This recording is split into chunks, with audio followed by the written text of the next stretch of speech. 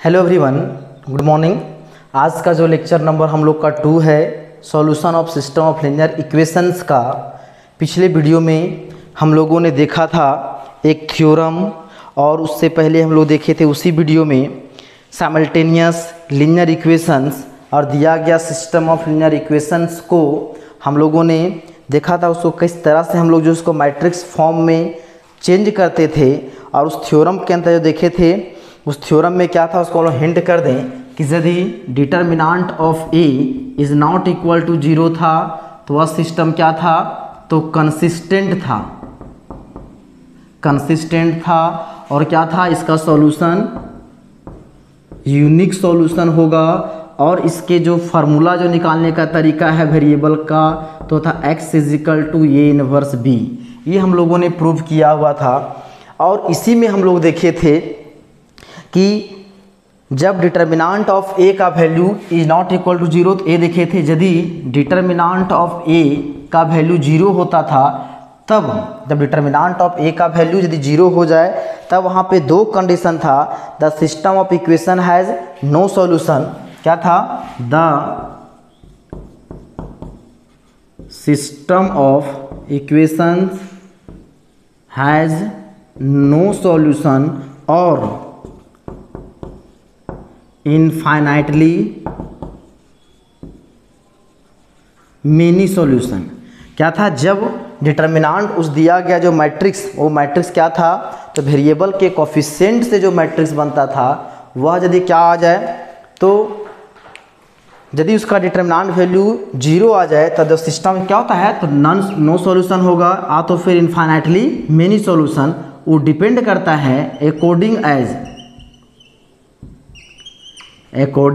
As कि adjoint of A into B क्या हो जाए, is adjoint of A into B is non zero और 0। जब यदि डिटर्मिनांट का वैल्यू 0 आ गया, जैसे नन 0 आ गया, तो उसके लिए कोई दिक्कत नहीं, सॉल्यूशन कंसिस्टेंट होगा और यूनिक होगा, और इसका इस फार्मूला से वैल्यू निकालेंगे। यदि डिटर्मिनांट का वैल्यू क्या 0 आ गया, तो वहाँ पे हो सकता है कि उसका सॉल्यूशन नो सॉल्यूशन हो और इनफाइनाइटली मेनी सॉल्यूशन हो। तो नो सॉल्यूशन कब होगा, तो उसके लिए हमको क्या करना, यदि डिटर्मिनांट 0 होगा तो हमको ये चीज़ निकालना होगा, adjoint of A into B. Adjoint of A उस जो दिया गया मैट्रिक्स होगा, वेरिएबल के कोफिशिएंट से जो बना मैट्रिक्स उसका एडजॉइंट निकालेंगे, और बी मतलब कांस्टेंट टर्म से जो मैट्रिक्स बनता था उसको बी बोलते थे, उन दोनों को मल्टीप्लाई करेंगे। यदि adjoint of A into B का वैल्यू दो केस में, यदि ए 0 के बराबर आ गया तब क्या हो जाएगा, इनफाइनाइटली मेनी सॉल्यूशन। यदि इसका वैल्यू नॉट 0 आ गया तब क्या हो जाएगा, नो सॉल्यूशन। और यदि ऐसा हुआ तो नो सॉल्यूशन होगा तो इनफाइनाइटली मेनी सॉल्यूशन। हम लोग पढ़े थे इसमें कंसिस्टेंट और इनकंसिस्टेंट।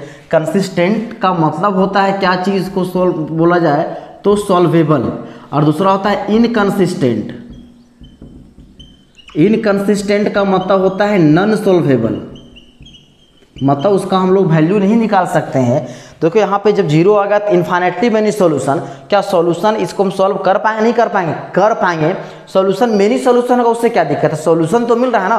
तो इस केस में ए मेरा क्या हो जाएगा, तो कंसिस्टेंट। और यहाँ पे नो सॉल्यूशन है मतलब इसका क्या हो जाएगा, इनकंसिस्टेंट। हम लोग को ये चीज़ ध्यान रखना है, बहुत ही इंपॉर्टेंट चीज़ इसमें, कि जब नॉन 0 होगा तो सॉल्वेबल होगा, कंसिस्टेंट होगा, यूनिक सॉल्यूशन होगा। यदि डिटर्मिनांट का वैल्यू 0 हो गया, कब, जब हम लोग देखे थे, कब, ये कंडीशन था नॉन होमोजीनियस के लिए, ये हम लोग कल देखे नॉन होमोजीनियस के लिए डिटर्मिनांट का वैल्यू 0, तो आपको इतना करना होगा। अब हम लोग को इसी के आगे जो पढ़ना है, when system of linear equations is homogeneous, हम लोग आगे देखते हैं। अब हम लोग देखेंगे वही वेन सिस्टम, इसी में दूसरा पार्ट जो था कि when system of linear equations is homogeneous. Homogeneous कहने का मतलब है, हम लोग पहले भी देखे थे होमोजीनियस और नॉन होमोजीनियस। जब दिया गया सिस्टम ऑफ इक्वेशंस था उसमें जो कांस्टेंट टर्म जो b1 b2 b3 थे उस सभी का वैल्यू 0 के बराबर आ जाएगा। सभी जो कांस्टेंट टर्म 0 होंगे तब उस तरह के इक्वेशंस को बोलेंगे, सिस्टम ऑफ इक्वेशंस को होमोजीनियस। यदि उस कांस्टेंट टर्म में कोई भी एक नॉन जीरो आ जाएगा तो उसको बोलेंगे नॉन होमोजीनियस। तो आज हम लोग देखेंगे जब सिस्टम ऑफ इक्वेशन क्या होगा, नॉन होमोजीनियस होगा। तो इसमें हम लोग दो चीज़ देखेंगे, दो पार्ट में देखेंगे। पहला कि यदि सिस्टम ऑफ, जैसे मान के ऐसा है a11 x1 plus a12 x2 dot dot dot हो जाएगा a1n xn तो हो जाएगा 0। फिर हो जाएगा a21 x1 plus a22 x2 plus dot dot dot a2n a1n xn फिर a2n xn तो क्या हो जाएगा a भी 0। उसी तरह का हम लोग जो आगे बढ़ाएं तो हो जाएगा a1n x1 an2 x2 dot dot dot हो जाएगा ann xn o 0। तो देखिए a मेरा जो कांस्टेंट टर्म क्या हो जाएगा 0, तो इसको बोलेंगे होमोजीनियस। यदि इसमें से कोई भी नॉन जीरो हो जाएगा नॉन होमोजीनियस। तो उसमें पहला पार्ट क्या बोलता है, यदि इधर तो a सभी कांस्टेंट टर्म तो 0 है और यदि जो मैट्रिक्स a होता है तो a मैट्रिक्स क्या होता है जो वेरिएबल के कोफिशिएंट से बनता है a11 a12 dot dot dot हो जाएगा a1n तो a21 a22 dot dot dot a2n। इसी को आगे प्रोसीड करेंगे तो हो जाएगा an1 an2 dot dot dot ann। तो ये जो मैट्रिक्स है इसका डिटर्मिनेंट निकालें वो मेरा क्या आ जाए तो नॉट जीरो आ जाए। यदि एक कांस्टेंट टर्म सभी जीरो हैं और यदि वेरिएबल के कोफिशिएंट से जो मैट्रिक्स बना है वो मेरा क्या आ जाए नॉन जीरो आ जाए, तब जो सिस्टम ऑफ इक्वेशन है होगा ओनली ट्रिवियल सॉल्यूशन। तब क्या बोलेंगे the system of equation has only trivial solution. Trivial solution मतलब क्या होता है, ट्रिवियल सॉल्यूशन मतलब क्या हो जाएगा जिसका मतलब जीरो सॉल्यूशन। ट्रिवियल सॉल्यूशन मतलब जीरो सॉल्यूशन मतलब and number of solution is 1, मतलब उसका जो है एक सॉल्यूशन आएगा and number of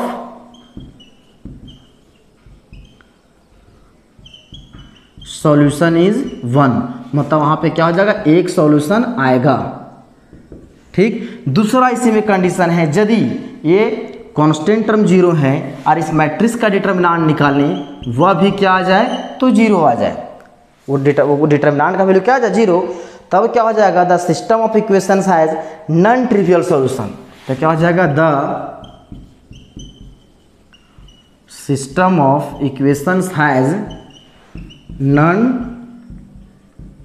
trivial solution. क्या हो जाएगा नॉन ट्रिवियल सॉल्यूशन। और जब नॉन ट्रिवियल सॉल्यूशन होगा and the number of solution is क्या होगा and the number of solution is infinite and the number of solution is infinite.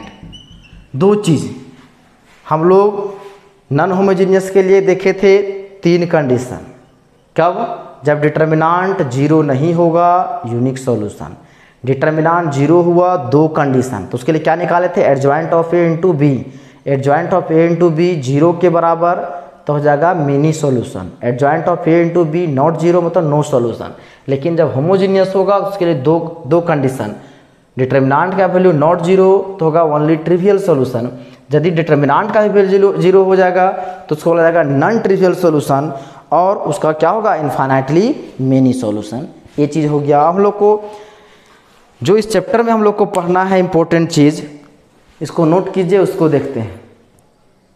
हम लोग को जो मेन जो पढ़ना है इस एक्सरसाइज में टॉपिक और जो क्वेश्चंस बनाने हैं तो इसी पे बनाने हैं।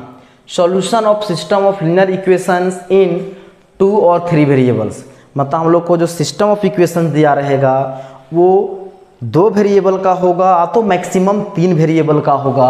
और उसका निकालें कैसे, using inverse of a matrix, मतलब उसको इन मैट्रिक्स मेथड के द्वारा इन्वर्स निकालेंगे तब उसका सॉल्यूशन करेंगे। तो इसको हम लोग कैसे कैसे निकालेंगे उसके लिए हम लोग देखते हैं। मान लेते हैं let the system of linear equations in 3 variables. Let the system of linear equations in 3 variables x, y, z, b। मान लेते हैं 3 वेरिएबल क्या चीज़ x, y, z, वो क्या है system equation a1x plus a2y या तो a1x plus b1y plus c1z is equal to d1। दूसरा है a2x plus b2y plus c2z is equal to d2। तो जगह a3x plus b3y plus c3z is equal to d3। ये हम लोग का 3 हम लोगों ने लिया सिस्टम ऑफ लीनियर इक्वेशंस। कितना वेरिएबल का 3 वेरिएबल का। अब जो है इसको हम लोग जैसा कि फिर साइमल्टेनियस लीनियर इक्वेशन से माने थे एक मैट्रिक्स एक किसको मानते थे तो वेरिएबल के कोफिशिएंट से जो बना तो यहाँ पे वेरिएबल का कोफिशिएंट है a1 b1 c1, फिर है a2 b2 c2, a3 b3 c3। x मेरा क्या होता था तो जो वेरिएबल से जो मैट्रिक्स बनता था एंड b क्या होता था जो कांस्टेंट टर्म से जो मैट्रिक्स बनता था। तो जगह d1 d2 d3 यहाँ तक। अब हम लोग जो है इसको हम लोग मैट्रिक्स फॉर्म में लिख सकते हैं। तो then given system of equations in then given system of equation, ये जो दिया गया सिस्टम ऑफ इक्वेशंस है in matrix form will be equations in matrix form will be written as आप तो विल बी इसको लिख सकते हैं, आप तो रिटेन एज लिख दीजिए, विल बी रिटेन एज। तो इसको लिख सकते हैं ऐसा a1 b1 c1 हो जाएगा a2 b2 c2 a3 b3 c3, इधर हो जाएगा x y z, इधर क्या हो जाएगा d1 d2 d3। मतलब इसको मल्टीप्लाई करेंगे हम लोग यहाँ पहुँच जाएंगे। देखिए इसको यहाँ मल्टीप्लाई कीजिएगा a1x plus b1y plus c1z equate करेंगे d1 ये मिलेगा। फिर इसको जब इससे इक्वेट मल्टीप्लाई करेंगे a2x plus b2y plus c2z ये जाएगा d2, उसी प्रकार ये आ जाएगा। तो ये मेरा क्या था a मैट्रिक्स, इसको माने थे a, ये था x a b, तो देयरफॉर ये मेरा क्या हो जाएगा ax is equal to b, ax is equal to b। अब जो है इसको मान लेते हैं कि इक्वेशन नंबर 1 है। यदि सोचिए if determinant of a is not equal to 0, यदि इस मैट्रिक्स का डिटर्मिनेंट क्या आ जाए 0 के बराबर नहीं आ जाए तब क्या होगा देयरफॉर हो जाएगा देन ए इनवर्स क्या करेगा एग्जिस्ट करेगा, ए इनवर्स एग्जिस्ट करेगा सिंस ए दिया हुआ है ax is equal to b, दोनों तरफ हम लोग क्या मल्टीप्लाई कर दें ए इनवर्स से मल्टीप्लाई कर दें तो हो जाएगा A inverse ax into A inverse b। तो यहाँ लिख दीजिए मल्टीप्लाइंग बोथ साइड बाय किससे ए इनवर्स।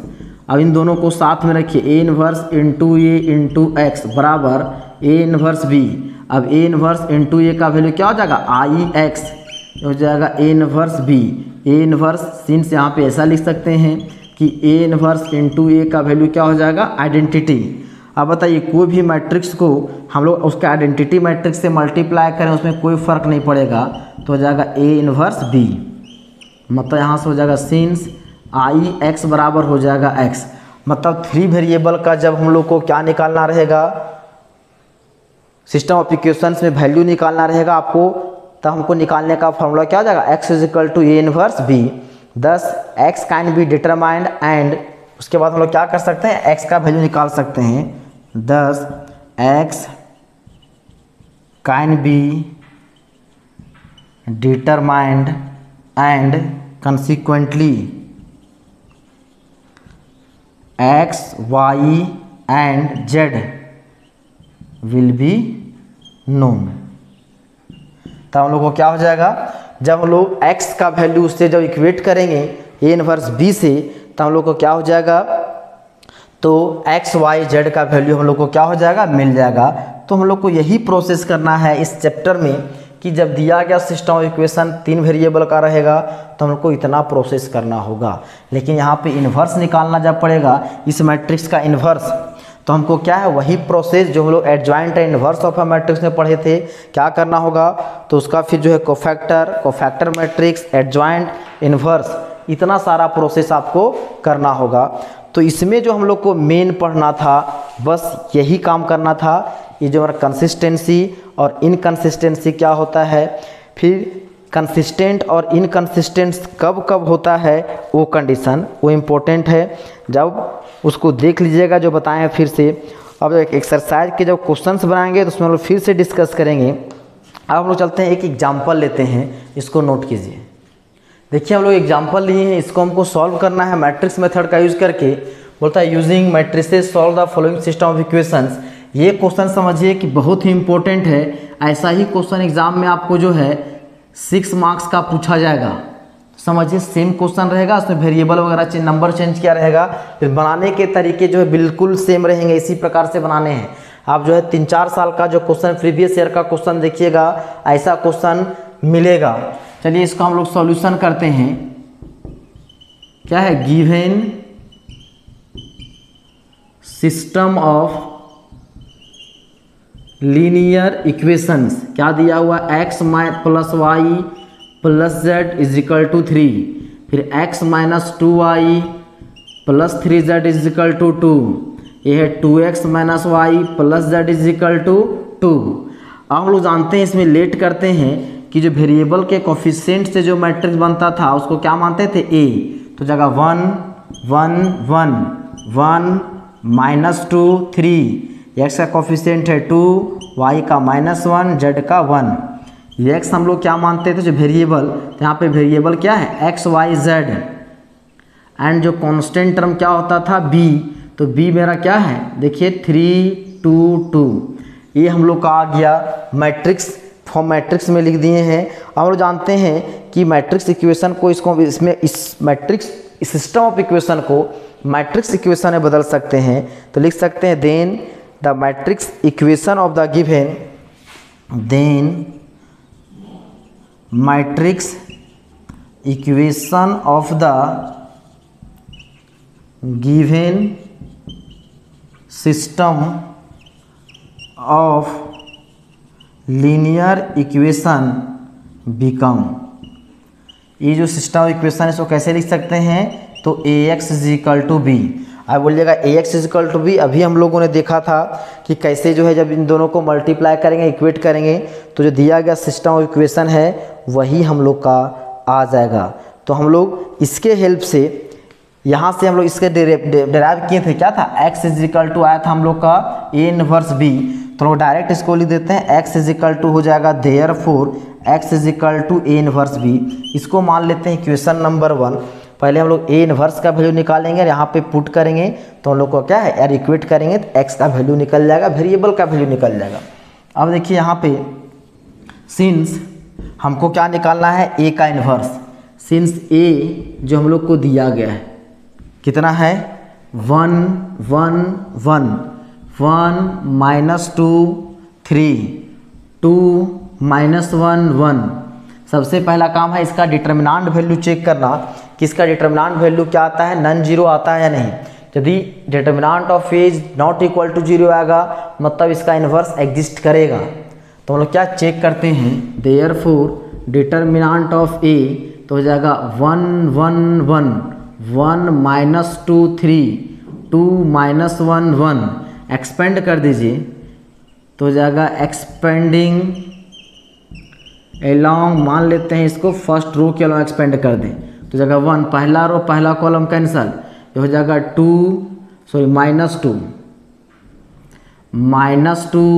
हो जाएगा +3 माइनस, इसको लेंगे ए कैंसल हो जाएगा 1 -6 +1, ये लेंगे ए कैंसल -1 +4, ये कितना हो जाएगा ये कितना हो जाएगा 3 -2 1 हो गया, -5 -1 तो हो जाएगा -5 यहाँ पे कितना हो जाएगा 3। तो हो जाएगा 5 और 3 8 और 1 9 is not equal to 0। Therefore क्या करेगा, तो ए इन्वर्स हम लोग का क्या करेगा, एग्जिस्ट करेगा, मतलब उस मैट्रिक्स का हम लोग इन्वर्स निकाल सकते हैं। तो चलिए इन्वर्स निकाल सकते हैं। तो सबसे पहले हम लोग क्या निकालते हैं, इन्वर्स निकालने के लिए हम जानते हैं कि इस मैट्रिक्स के जितने सारे एलिमेंट हैं उसका क्या निकालना होगा, हमें कोफैक्टर निकालना होगा। तो सबसे पहला काम हम लोग का कोफैक्टर निकालना। चलिए उधर राइट साइड में है जगह, तो कोफैक्टर निकालते हैं। तो हो जाएगा cofactor of elements of A C11 C12 C13 C21 C22 C23 C31 C32 C33। यहाँ पे C की जगह पे बुक में जो है कैपिटल A यूज़ किया हुआ है। अब यहाँ पे साइन क्या होता है, पॉजिटिव नेगेटिव। ये हम लोग पहले पढ़े हुए थे adjoint and inverse of a matrix में। जब दिया गया मैट्रिक्स का इन्वर्स निकालते थे तो हम लोग ये पॉजिटिव नेगेटिव कैसे कंसिडर करते थे, तो वहाँ से हम लोग वहाँ देखे थे, उसको आप देख सकते हैं।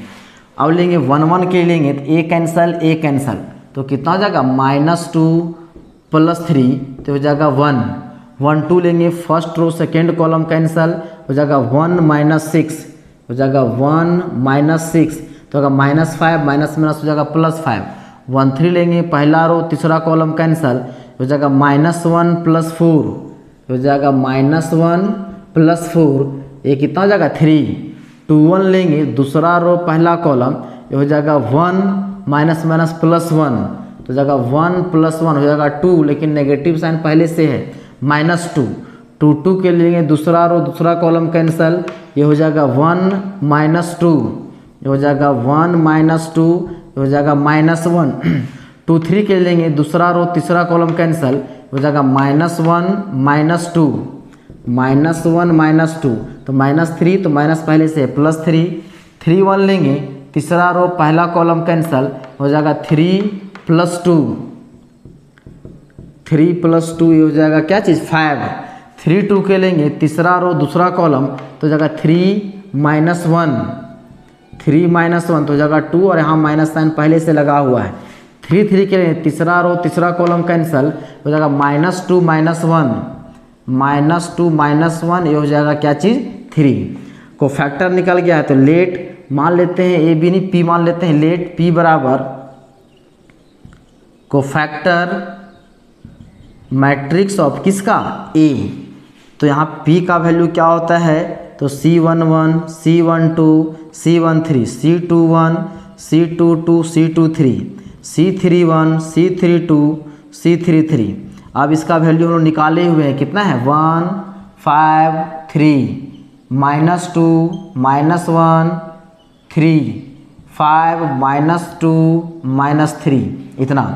अब हम निकालेंगे क्या चीज़, now adjoint of A. Adjoint of A क्या होता है, तो पी कोफैक्टर मैट्रिक्स का ट्रांसपोज ऑफ पी, इसको ट्रांसपोज करेंगे 1 5 3 -2 -1 3 5 -2 -3। तो ये हम लोग का क्या आ गया है, तो एडजॉइंट हम लोग का निकल के आ गया है। और जब एडजॉइंट निकल जाता है तो हम लोग क्या कोफैक्टर बहुत ही आसानी से निकाल सकते हैं। अब क्या इधर नोट कीजिए लेफ्ट साइड, उधर हम लेफ्ट साइड मिटा रहे हैं इधर।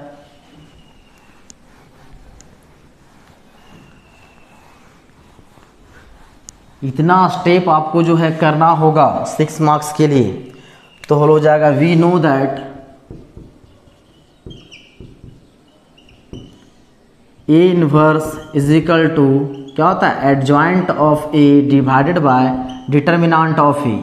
एडजॉइंट ऑफ ए का वैल्यू आया है 1 -2 5 5 -1 -2 3 3 -3 डिवाइडेड बाय डिटर्मिनेंट ऑफ ए हम लोगों ने निकाल के रखा था कितना, तो 9।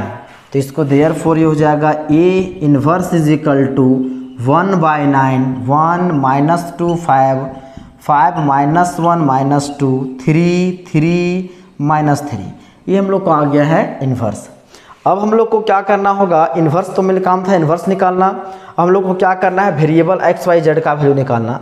तो हम लोग रिलेशन लाए थे x is equal to A inverse B, मतलब हम लोग क्या करेंगे, इसका वैल्यू को, इन्वर्स वाला वैल्यू को कहाँ पुट कर देंगे, इक्वेशन नंबर 1 में। फ्रॉम 1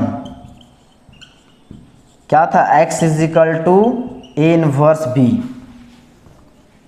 तो ये हो जाएगा x is equal to A inverse का वैल्यू है 1/9 और इधर कितना है 1 - 2 5 5 -1 -2 3 3 -3, फिर क्या है b का वैल्यू कितना है 3 2 2 इतना, और ये जो x का वैल्यू क्या था, तो x y z, तो हो जाएगा 1/9।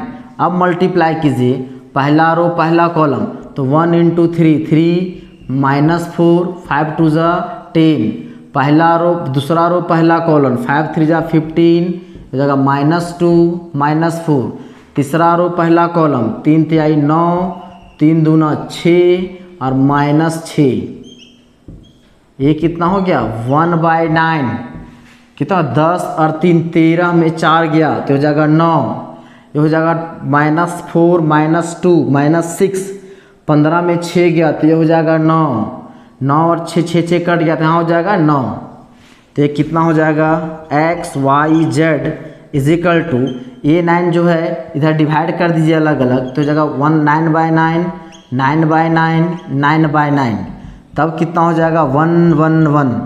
अब जो है तो यहाँ क्या हो गया x y z is equal to मेरा आ गया 1 1 1, मतलब इसको इक्वेट कीजिएगा, दो मैट्रिसेस को आपस में इक्वेट करेंगे तो क्या हो जाएगा x is equal to 1 y is equal to 1 z is equal to 1, और यही हम लोग का क्या हो जाएगा रिक्वायर्ड आंसर होगा, दिया गया सिस्टम ऑफ इक्वेशन का क्या हो जाएगा, यही रिक्वायर्ड आंसर होगा। तो इतना हम लोग को, जितना स्टेप हम लोग किए, इतना स्टेप आपको करना होगा, कितना किसके लिए, तो 6 मार्क्स आपको गेन करने के लिए। तो यदि, हाँ एक चीज़ और, यदि ये हम लोग आंसर लाए हैं, यदि इसको चेक करना है कि क्या ये मेरा आंसर आया हुआ आंसर सही है या नहीं, तो उसको जो चेक करने का तरीका क्या है, क्या कीजिएगा, ये x y z का वैल्यू इन तीनों में से किसी भी इक्वेशन में पुट कर दीजिएगा, तो उसको क्या करना चाहिए, सेटिस्फाई करना चाहिए।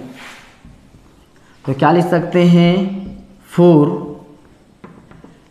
यदि इसको वेरिफिकेशन, यदि वेरीफाई करना है कि ये मेरा आंसर सही है या नहीं है, यहाँ तक तो आंसर आएगा आपका, यहीं तक जो 6 मार्क्स मिल जाएगा। लेकिन यदि वेरीफाई करना है और कॉपी में नोट भी करना है तो कर सकते हैं, उससे कोई जरूरी नहीं, लेकिन आप अपने संतुष्टि के लिए कि ये जो मेरा आंसर आया है सही है या नहीं, तो इसको आप पुट कर दीजिए कोई भी इक्वेशन में, किसी में भी आप सिस्टम इक्वेशन में, मान के इसमें पुट कर दें।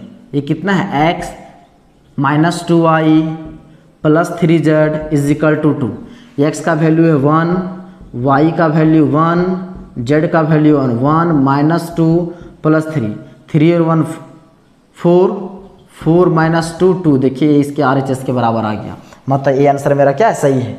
यदि आप जो है थर्ड इक्वेशन में इसमें पुट कीजिएगा तो 2x - y + z is equal to 2, तो 2 × 1 - 1 2, तो 2 और 2 4, कितना होगा, तो 2 और 1 सॉरी 2 और 1 3, यहाँ पे कितना 1 ना होगा, तो 2 और 2 - 1 + 1 कट गया, कितना होगा 2, देखिए इसके इक्वल। यदि पहला में रखिएगा तो 1 1 1 तीनों को ऐड करेंगे, कितना हो जाएगा, आंसर हो जाएगा 1। तो ये मेरा हो जाएगा वेरीफाई करने का तरीका। और जो एक्सरसाइज बुक में जो क्वेश्चंस दिए गए हैं, तो सारा का सारा इसी टाइप का क्वेश्चन दिया गया है। आप चाहें तो क्वेश्चन को आप खुद से सॉल्व कर सकते हैं, और हम लोग जो आगे के जो बचे हुए एक्सरसाइज है उसका जो डिस्कशन है हम लोग नेक्स्ट वीडियो में करेंगे। तो जितना है इससे आप जो है 1-2 क्वेश्चन और खुद से कर लीजिएगा, और उम्मीद करते हैं जितना आपको बताया गया वो समझ में आ गया होगा। आज के वीडियो को यहीं समाप्त करते हैं, धन्यवाद।